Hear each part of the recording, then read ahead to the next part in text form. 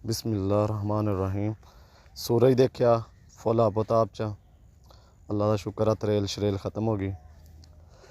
ਆਪਾਂ ਲੈ स्प्रे ਤੇ ਟੈਂਕੀ ਲੈ ਕੇ ਆ ਗਏ खेत ਦੇ ਵਿੱਚ।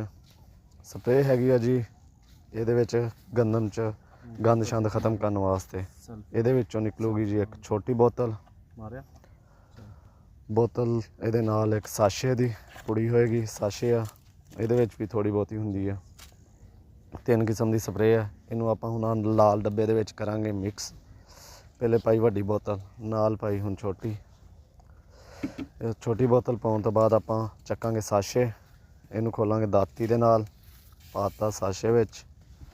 साशे पाउण तो बाद तीने शैवां हुण हो गईयां जी इक्को डब्बे दे विच मिक्स हो गईयां। हुण लवांगे एक छोटी जी डंडी उहदे नाल इनू करांगे चंगी तरह मिक्स। उस तो बाद पानी दे विच पा के आप मशीन चक्कांगे तो शुरू हो जाएंगे। बाकी अल्लाह ताला खैर करे, दुआ करो जड़ी बूटी ख़त्म हो जाए।